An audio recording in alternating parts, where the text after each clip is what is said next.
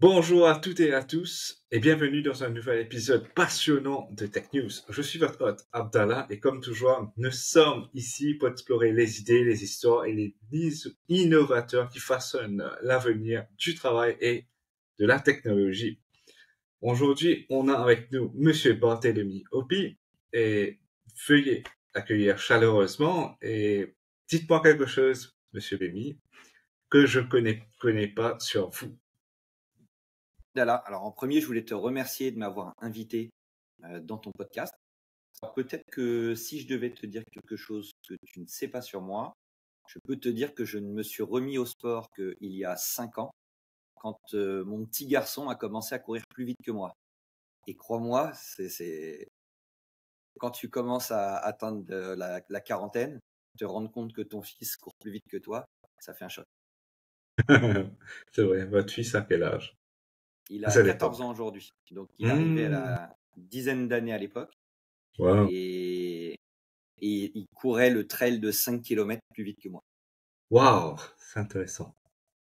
C'est intéressant pour lui, mais pour nous, c'est vrai, pas trop. Ah, mais c'est Si tu très veux, la intéressant. prochaine fois, on Ouais. se voit au démarrage d'un trail de 5 kilomètres et on verra si tu t'en sors face à mon fils et puis si tu t'en sors face à moi. Parce que tu Ah, verras, je me suis un peu intéressant. entraîné. Ah, d'accord, mais sinon, le prochain, c'est quand? Alors, je dois avouer que j'évite de courir beaucoup sur la période de l'été à Maurice. Donc, je pense que mon prochain trail sera vers mars. D'accord. Allons planifier quelque chose. Hmm. Bien sûr. D'amour aux rire, comme on dit, parce que moi aussi, c'est un challenge pour moi. Justement, le matin, j'ai fait une marche d'environ 45 minutes, mais c'est très peu comparé avec un trail. Mais c'est le challenge que j'ai besoin, qu'on a tous besoin d'ailleurs. Tout à fait. En termes de temps, 45 minutes, c'est absolument parfait, hein. Exactement le temps dont tu as besoin pour compléter tes 5 kilomètres quand tu cours. En termes de durée, c'est la même chose. Après, il y a le problème de la quantité d'effort. Quand tu le fais en courant, c'est plus difficile. Ouais, beaucoup plus. Après les genoux et tout, des bonnes paires de baskets, je pense. Oui, ça aide, mais la course à pied, c'est pas dans les baskets. Ouais. Ça vient aussi beaucoup dans le mental, hein. Ouais. Moi, je fais mes entraînements pieds nus à la plage. Ah, ah, ça c'est intéressant ça. Malheureusement, la plage est un peu loin de chez moi, mais je vais voir. Parce que on parle de sport, on parle de mental. Chez vous, le recrutement, c'est un peu la même chose, j'imagine. Alors oui, les candidats, les premières choses que je leur recommande, c'est de s'entraîner. Parce que mécaniquement, l'entretien que vous passez, c'est le 12e entretien. Le résultat va pas être le même que si c'est le deuxième entretien. Et donc, anticiper le moment de l'entretien et s'entraîner, c'est définitivement un gros facteur de succès. Donc ça, c'est peut-être une astuce que je peux donner. Et un bon moyen d'augmenter son expérience en entretien, c'est de réaliser des entretiens que moi j'appelle des entretiens blancs.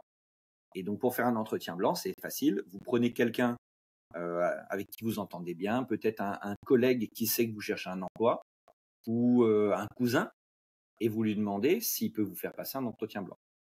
Moi, j'aime bien Ah, faire les entretiens blancs un peu comme ce qu'on est en train de faire tous les deux. wow. Et donc, typiquement, toi et moi, là, tout de suite, on pourrait être en entretien blanc. Et dans ces cas-là, je te poserai une question hyper simple. Je te dirai: bonjour Abdallah, je suis un recruteur. Est-ce que tu peux me décrire ta carrière? Est-ce que tu peux me parler de ta carrière professionnelle? Le but, c'est absolument pas de piéger le candidat. Le but, c'est de l'aider à se raconter lui-même, tu vois, de la même manière que toi, pendant le podcast, tu Ouais. essayes d'en savoir plus sur la personne que tu as invitée. L'interview, au final, c'est la même chose. L'interview, c'est tu demandes à la personne de te parler de son parcours et de te dire où il en est et dans quel état d'esprit il est. Et en fait, plus tu le fais régulièrement et plus tu vas réussir à identifier quelles sont les histoires qui vont passionner ton interlocuteur dans le cadre de ta carrière. Et donc ça, c'est intéressant parce que l'humain, il est très sensible au storytelling. Et C'est donc, vrai. un très bon moyen de nouer une relation intéressante avec quelqu'un qui peut te recruter, c'est d'apprendre à le passionner sur les histoires qui concernent ta carrière. Donc, intéressant. ça, c'est un petit travail à faire. Il y a une méthode qui est assez connue qui s'appelle la méthode STAR. Donc, S pour situation, T pour tâche, A pour action et R pour résultat. Et la méthode STAR, c'est un bon moyen de prendre une histoire qui t'est arrivée. Donc, je vais te donner un exemple. Dans ma carrière, j'ai eu à faire une transition entre le marché européen et le marché français. Il y a un moment où je recrutais plus sur le marché européen et il y a un moment où j'ai recruté plus sur le marché français. Et ben, donc, il va falloir que j'apprenne à expliquer cette situation-là à un employeur potentiel. Il va falloir que j'explique quelles sont les actions que j'ai menées pour faire la transition de l'un à l'autre. Donc, par exemple, je peux expliquer que sur LinkedIn, je me suis mis à aborder des sujets qui étaient plus concentrés sur le marché mauricien, de manière à ce que mon public se rende compte que le marché principal sur lequel j'opérais était devenu le marché mauricien. Et puis, donc, la tâche que je me suis imposée, c'est le fait de d'écrire plus souvent, de manière à ce que cette information, elle passe à un plus grand nombre de lecteurs. Donc, tu vois, situation, je change de marché. Tâche, j'écris en plus grande quantité pendant la période de transition. Action, j'active les leviers des réseaux sociaux. Je me fixe par exemple, des nombres de lectures cibles sur ce que j'écris.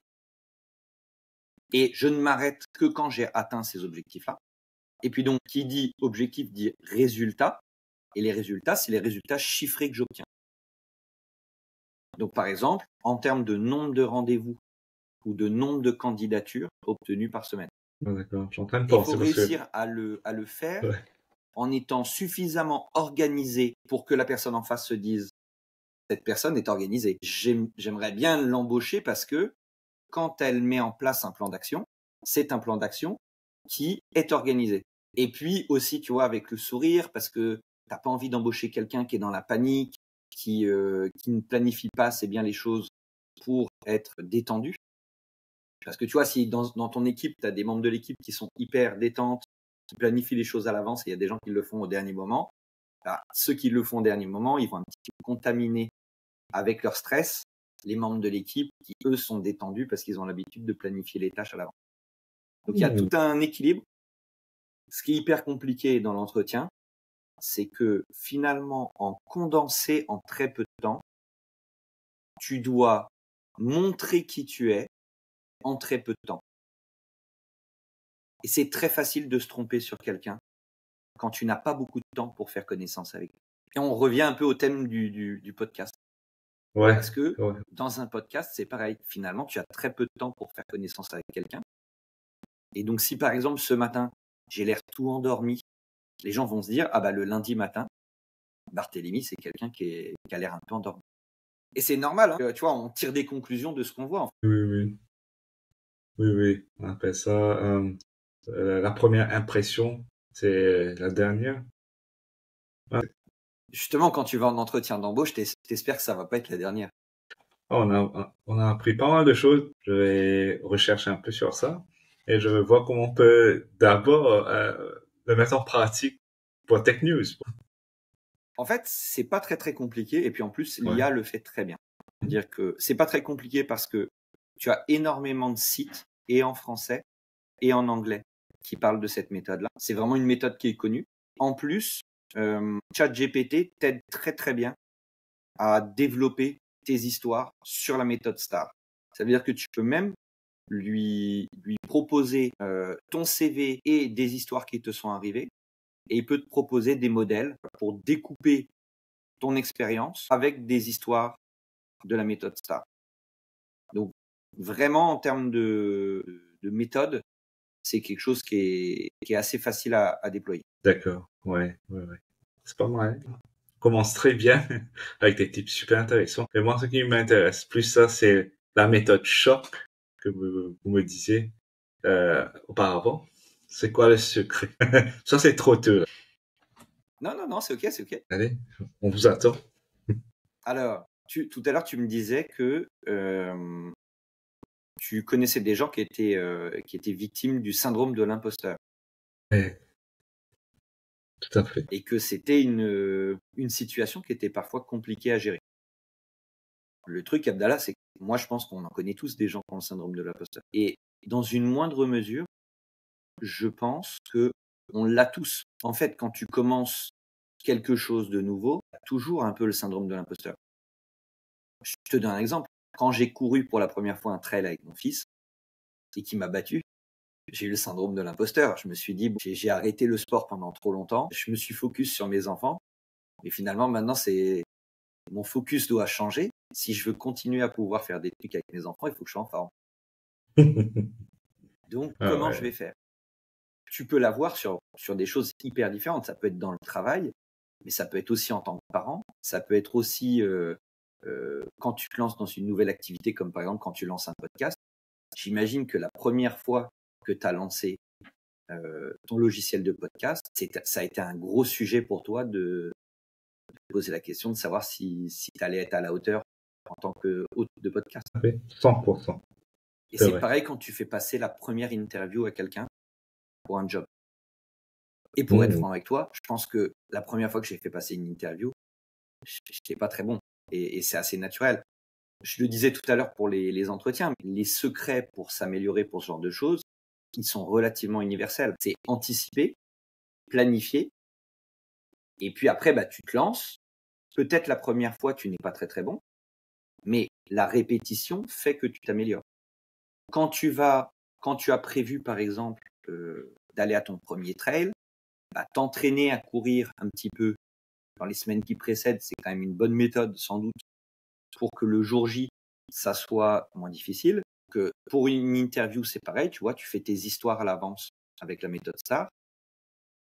Moi, ce que je dis aux gens qui veulent se lancer dans quelque chose de nouveau, c'est pareil. C'est essayer d'anticiper. Donc, généralement, ça permet de faire baisser le niveau de stress. Et c'est très important parce qu'en fait, les gens sous-estiment à quel point le stress peut rendre mauvais. Il y a une étude de Princeton que j'envoie parfois à mes candidats qui explique que, alors c'est spécialement vrai dans un contexte où on est stressé pour une question d'argent. Quand on est stressé et spécialement dans une situation où on manque d'argent, ce qui est parfois le cas des candidats qui viennent en entretien avec moi. Parfois, ils ont perdu leur travail il y a 2 mois. Ça fait 2 mois qu'ils touchent pas d'argent. C'est très compliqué pour eux financièrement parlant. Et donc, dans ces cas-là, c'est un énorme sujet parce que ils sont à la fois stressés pour l'argent et il faut qu'ils arrivent détendus en entretien, ce qui est extrêmement compliqué. Et donc, un des moyens, alors moi, la méthode choc, c'est je leur dis, mais imagine que tu es Donald Trump. Est-ce que Donald Trump, il arriverait, est-ce qu'il serait stressé à l'entretien? Oh, je suis choqué là. Non, Parce que, non, effectivement. non, mais quand tu vois Donald Trump, tu te dis que ce gars-là, il arrive, il est jamais stressé. Non, mais Il jamais. pense toujours qu'il est le meilleur. Mais bien Oui, sûr, tu fais appel à lui, mais évidemment qu'il faut faire appel à lui. C'est oui, lui-même qui oui. va résoudre tous les problèmes. Il connaît toutes les solutions. Je suis sûr que si tu arrives et tu lui dis j'ai un problème de logiciel, tu dois résoudre mon problème de logiciel, il va pas te dire mais je n'ai aucune idée comment résoudre ce problème de logiciel. Il va te dire mais bien sûr, je vais te résoudre ton problème de logiciel en 2 secondes. Et... Donc je trouve qu'il est l'archétype du gars qui a tout le temps confiance en lui et d'ailleurs qui a tellement confiance en lui que c'est hyper toxique. C'est Il vrai. va te dire qu'il sait tout faire et c'est pas vrai, tu vois, il y a personne qui sait tout faire. Je trouve que parfois, avoir en tête, tu vois, le fait qu'il y a des gens qui n'ont aucun recul sur eux-mêmes et qui ne doutent pas, en fait. Tu leur proposes d'être président des États-Unis, ils te disent, mais bien sûr, je peux le faire. Et mieux ça, Wow. je peux le faire mieux que pratiquement tout le monde, tu vois. Ouais, ouais, ouais, Et donc, c'est assez intéressant de se mettre dans un état d'esprit de comment est-ce que je ferais si je ne doutais jamais de moi? Comment font les gens qui ne doutent jamais d'eux? Qu'est-ce qu'ils mettent en place comme méthode? Parce que ce doute, ce stress, c'est en partie ce qui te rend moins performant. Donc la fameuse étude de Princeton que j'ai citée tout à l'heure, Hmm. elle dit que lorsque tu es très stressé, trop pour des questions financières, Mm. ton QI baisse. Et ton QI baisse pas de un peu. Mm. Ton QI peut baisser jusqu'à 30%. C'est énorme. Et en plus, un des exemples qu'il cite dans l'étude de Princeton, j'ai été choqué, mais ce sont des coupeurs de canne à sucre. D'accord. Wow, Alors, intéressant. pas dans l'océan Indien, mais Ouais. dans la région, je crois, de Saint-Domingue ou c'est les Caraïbes. D'accord. D'accord. Et donc, en fait, ils t'expliquent dans l'étude que le coupeur de canne n'est pas payé avant la récolte de la canne. Et donc, ça prend du temps, le moment où on arrive au moment où il va falloir récolter la canne. Et donc, leur réserve financière baisse. Et il y a le stress de savoir est-ce qu'il va y avoir un cyclone qui peut impacter la récolte. Donc, le stress est variable en fonction de la météo. Et au moment où la récolte va arriver, les gens de Princeton ont fait faire un test de QI aux coupeurs de canne. À un moment, ils sont très stressés parce qu'ils ont presque plus de réserve d'argent. Et ils ont fait le même test juste après qu'ils soient payés. Intéressant. Et en fait, Ouais. quand tu as beaucoup de sous sur ton compte en banque, tu es beaucoup plus détendu. Et Ouais. quand tu es beaucoup plus détendu, ton cerveau a beaucoup moins de cortisol. Cortisol, c'est très utile dans certains cas et très dangereux dans certains autres. Le cortisol, c'est très utile. Donc le cortisol, c'est l'hormone du stress. Et c'est très utile lorsque tu es face à un danger qui est physique.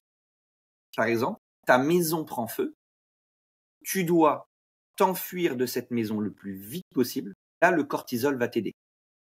Le cortisol va améliorer tes réflexes physiques, il va amoindrir la quantité de réflexion que tu te fais et il va encourager tout ce qui est mécanique dans ton corps.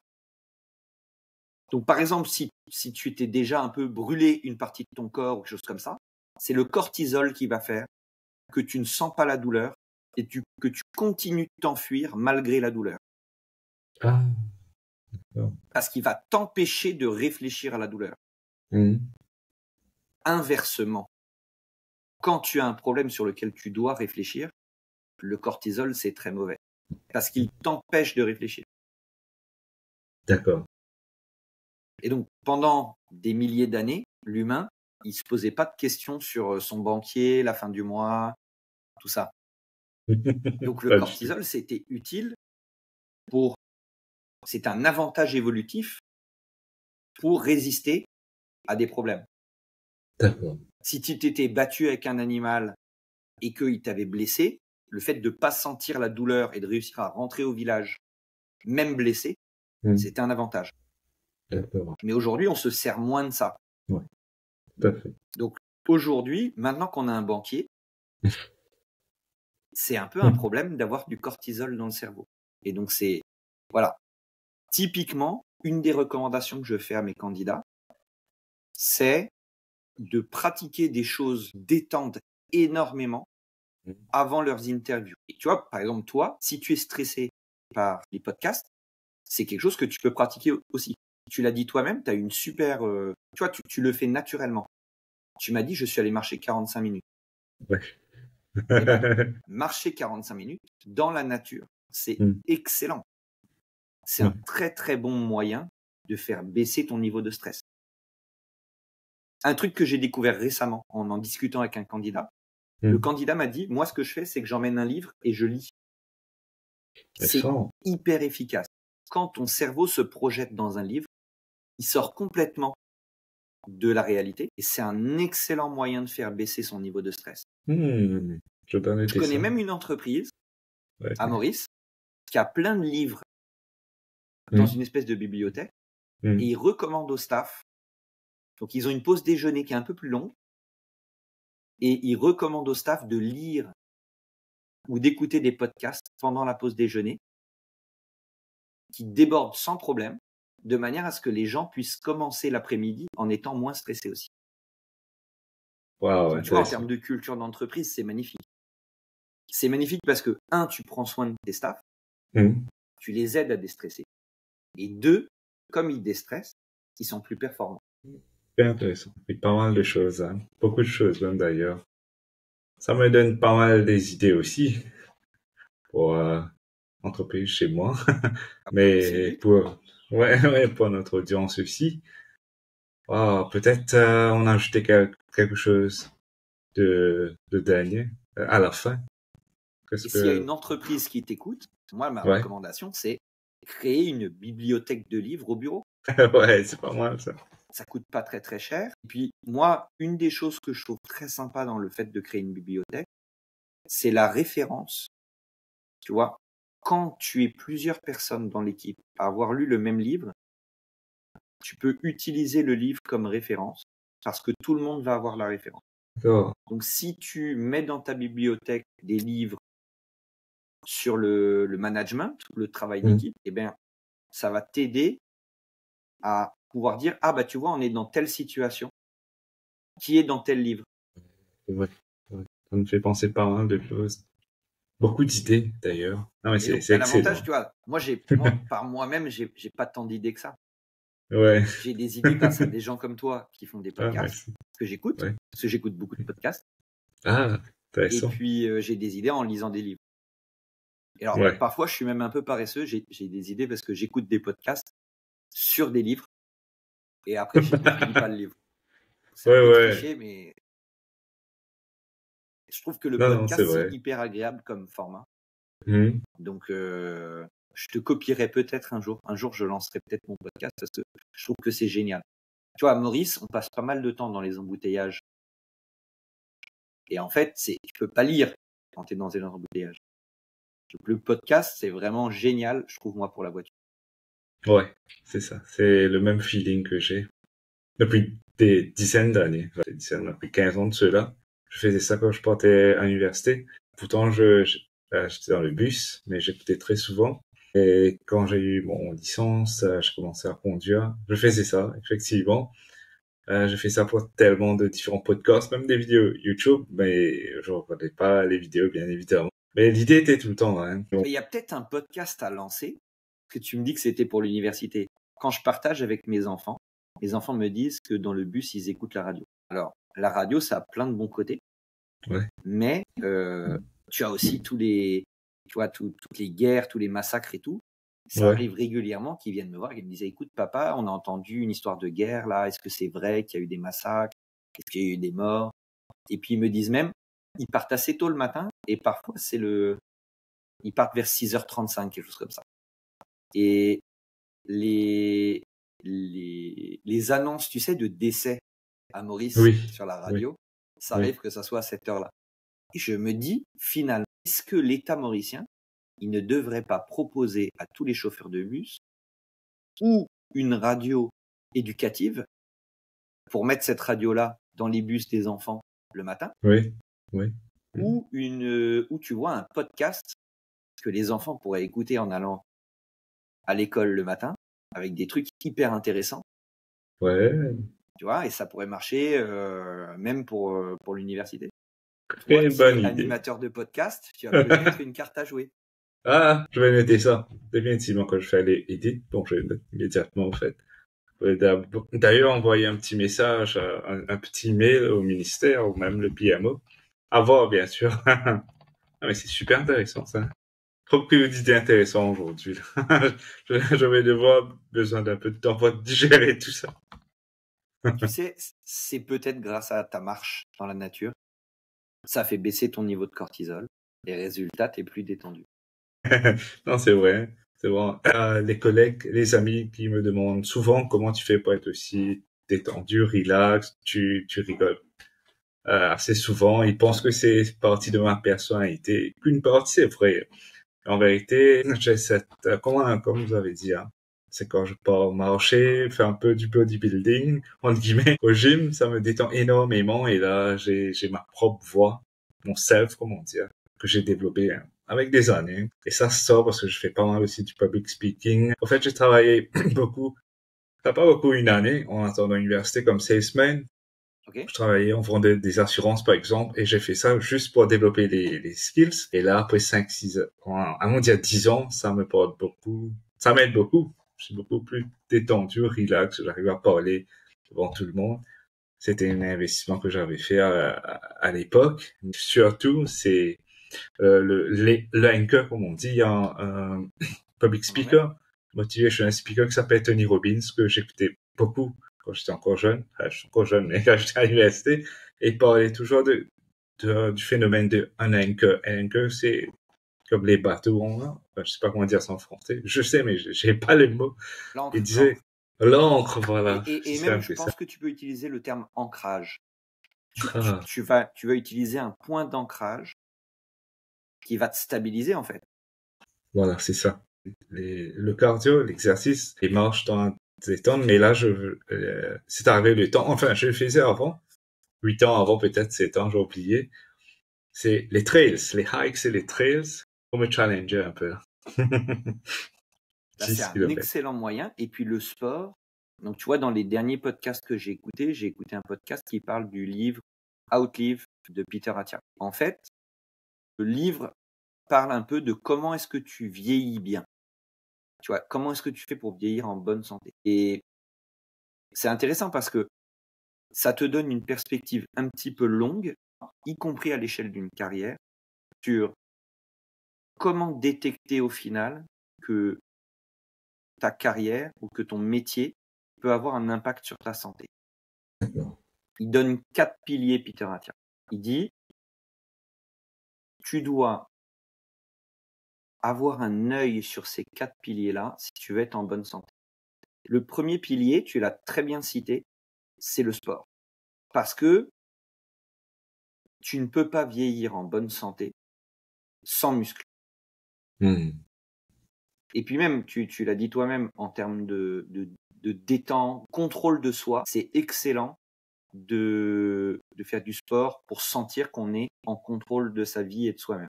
Le deuxième pilier, c'est le sommeil. Et il se trouve qu'en plus, le sommeil, quand tu as fait une bonne séance de sport, tu dors mieux. Définitivement. Le troisième pilier, c'est la nourriture. Ouais. Et le quatrième pilier, c'est la santé mentale. Et donc, en fait, un petit exercice que Peter Attia te dit de faire, te dit, tu prends les 4 piliers et tu te donnes une note, par exemple, sur 10. Oh, allons le faire pour moi tout de suite, non? Allez, si tu te sens à l'aise de le faire publiquement. Ouais, je le sens. Enfin, rapidement. Ça Ouais. va pas être 100% accurate. Alors, Premier, sur c'était, 10 sur le ouais, sport, tu te mettrais combien? je peux me mettre un 7, allons dire. Deuxième, c'était, mais je peux me mettre 9. Récemment, bon, là, je suis en train de bulk un peu, alors je mange un peu pas trop clean comme auparavant. À un moment donné, je faisais du keto diet, mais c'est tellement difficile à maintain parce que dès qu'on sort du planning, c'est foutu. Alors, allons dire pour l'instant 6 parce que je coupe toujours au maximum du sucre. Ben là, c'est les congés. Allons dire 5 Et pour Dieu l'instant. sait qu'à Maurice, couper le sucre, c'est pas facile. Pas facile. Impossible. Les carbs et tout. Les Je me mauvais suis carbs, c'est fâché il y a pas très longtemps dans un supermarché parce que je sais pas si tu te rends compte, mais les yaourts au sucre coûtent moins cher que les yaourts nature. ouais, ouais. Je viens de C'est remarquer juste ça, moi aussi. dingo. Waouh, On est dans un incroyable. pays où il y a 30 à 40% de gens qui sont impactés par le diabète et les supermarchés vendent les yaourts sucrés moins cher que les yaourts Exactement. non sucrés. Exactement. C'est incroyable. Il y a du sucre Donc, partout. la Ouais. nourriture, ok, plutôt un 5. Alors. Et la santé mentale, comment tu te sens dans ta tête? Parce Waouh, qu'en ça plus, tu vois, c'est, là, on fait ça, la sortie de Movember, tu vois, ouais. novembre, normalement, c'est le mois où tu discutes, tu vois, et tu fais des efforts pour travailler sur toi-même, quand tu es un homme, Hmm. Ouais. sur, entre autres, ta santé et ta santé mentale. Donc, est-ce que tu as fait du bon travail pendant Movember? Dans la nature, ça c'est Ça ça. t'a apporté de la Ouais. sérénité? Voilà, ouais. Sérénité. Je me sens plus courageux pour une raison ou Ouais, une c'est autre. important. Ouais. Et bon, je sais pas si c'est relatable ou pas. J'ai commencé à prendre de la créatine assez récemment. Je vois un effet assez fort. Hein. J'ai pas mal d'énergie, ça me donne je sais pas le mot français là maintenant, du toupet. Ok. Ouais, mais je vais dire 8.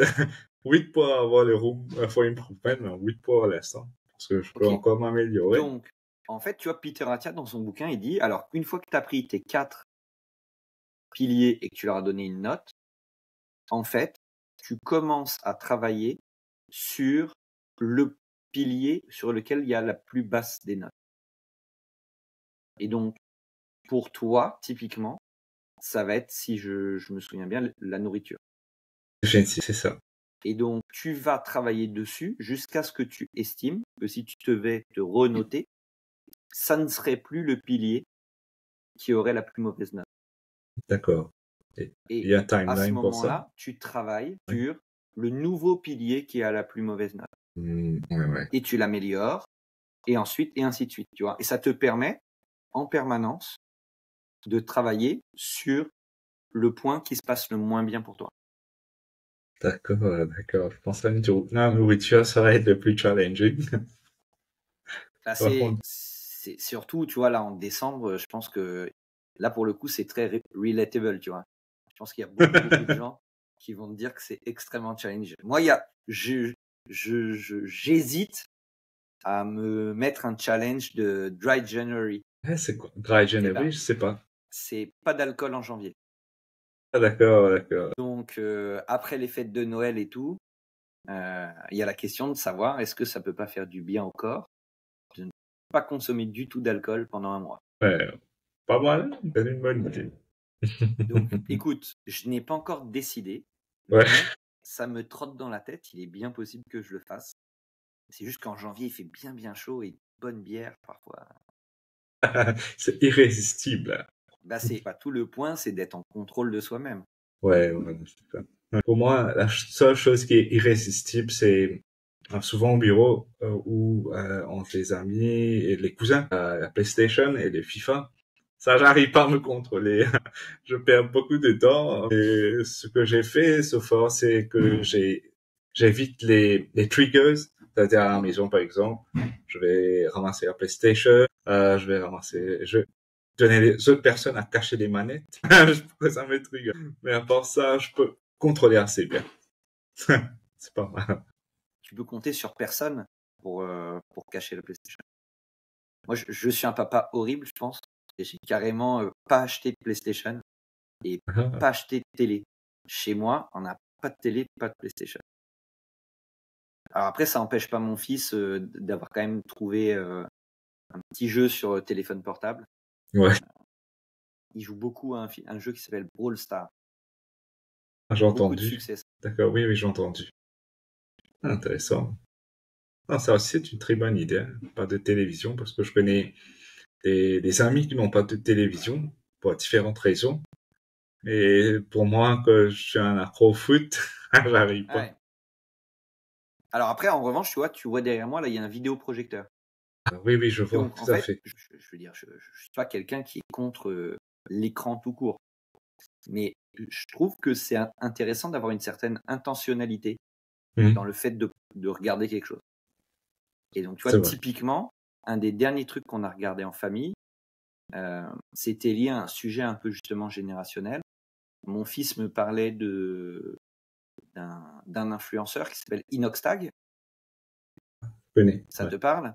Ça me Donc, c'est parle, ouais. un influenceur français. Son dernier très gros succès, c'est le fait d'avoir tourné un documentaire, un film, sur le fait qu'il lâche un peu les écrans, justement, et il se met en tête d'aller monter l'Everest. Ouais. J'ai vu ça sur TikTok. Ouais. Et donc ça, c'était un gros sujet, tu vois, dans la cour d'école de mes enfants. Ouais. Et mes enfants, pas trop de télé et tout.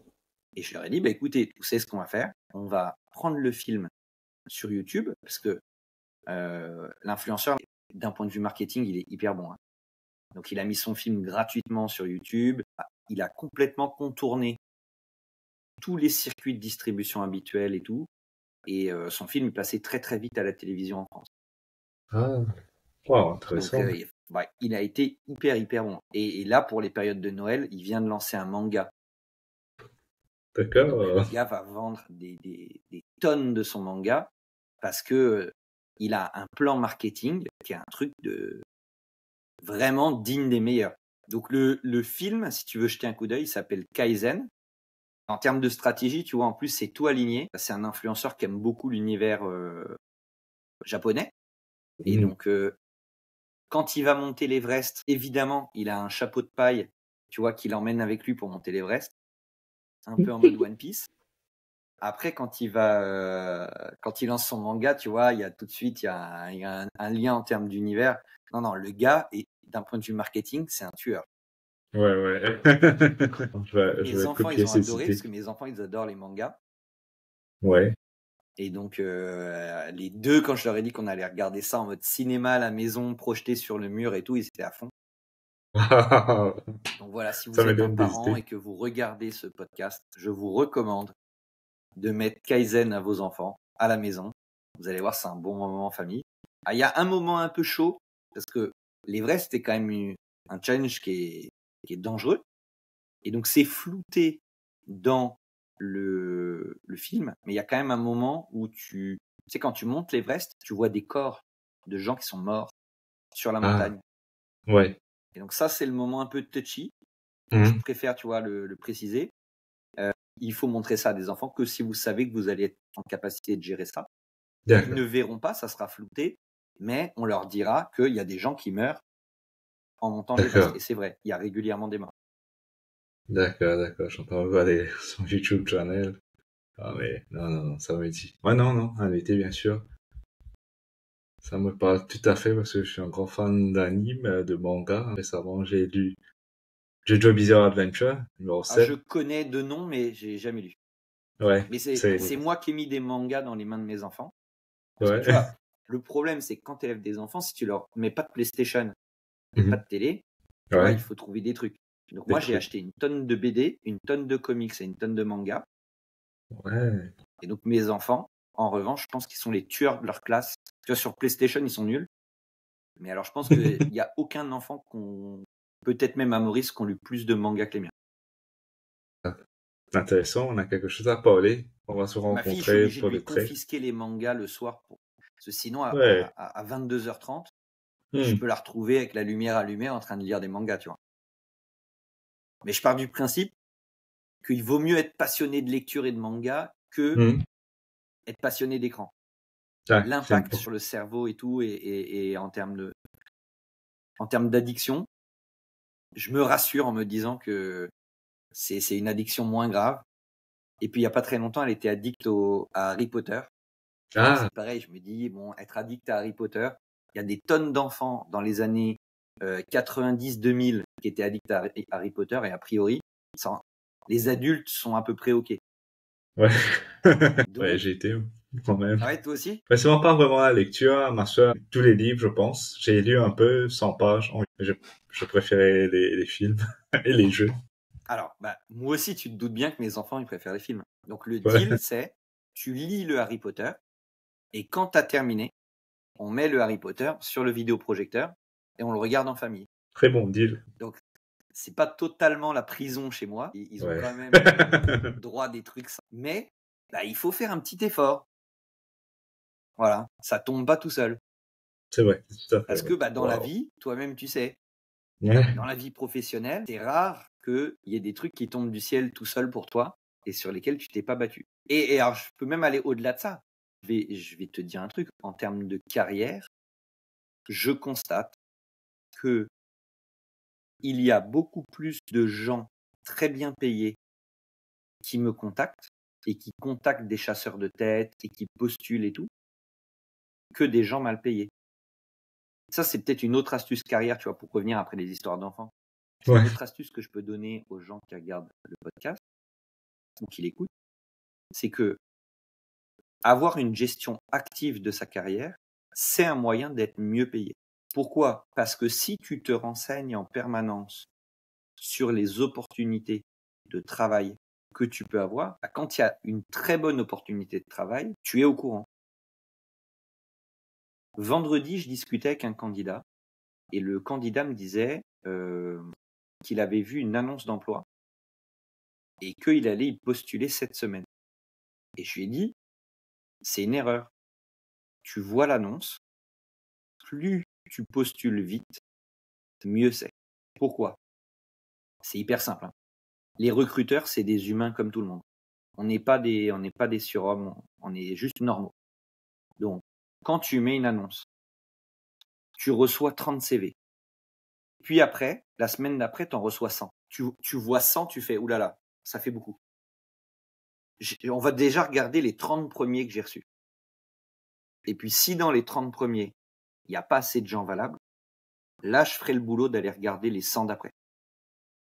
Ça explique plusieurs choses. Ça explique, qu'il y ait des gens qui reçoivent jamais de réponse à leur envoi de CV.